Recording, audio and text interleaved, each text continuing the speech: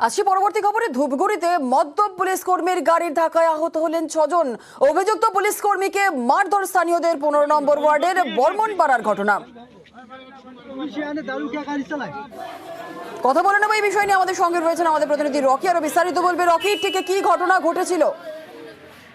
মদ্যপ পুলিশ কর্মী গাড়ির ধাক্কায় আহত 6 জন অভিযোগ স্থানীয়দের। ঘটনা ঘিরে কিন্তু রীতিমতো উত্তেজনা ও একজন পুলিশ কর্মীকে মারধরের অভিযোগ রয়েছে। ঘটনা ঘটেছে ধূপগুড়ি ব্লকের অন্তর্গত জামালি এলাকায়।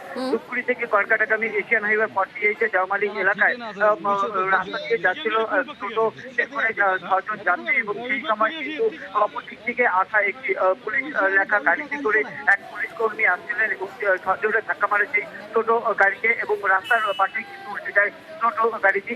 এবং বিকট শব্দ শুনে স্থানীয় বাসিন্দারা সেখানে ছুটে এসে দেখেন যে সেই টোটোর মধ্যে থাকা 6 জন যাত্রী গুরুতর আহত হয়। স্থানীয় বাসিন্দারাই সেই আহতদেরকে ধূপগুড়ি গ্রামীণ হাসপাতালে নিয়ে আসলে সেখান থেকে কিন্তু গুরুতর আহত অবস্থায় তাদেরকে রেফার করে দেওয়া জলপাইগুড়ি সুপার স্পেশালিটি হসপিটালে। এই ঘটনায় রীতিমতো দেওমালি এলাকায় কিন্তু উত্তেজনা ছাড়াই এমনকি সেই মদ্যপ পুলিশ কর্মীকেও মারধর করা হয় বলে অভিযোগ।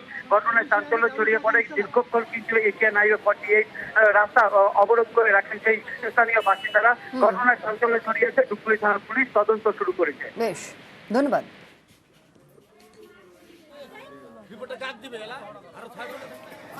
পুলিশের গাড়ি যাচ্ছিল নাকি, ওদেরকে মেরে দিছে। পুলিশের গাড়ি ছিল নাকি, পার্সোনাল গাড়ি ছিল হয়তো। আচ্ছা, ওটা টোটোকে মেরে দিছে। 6 জন ইনজোর্ড হয়েছে।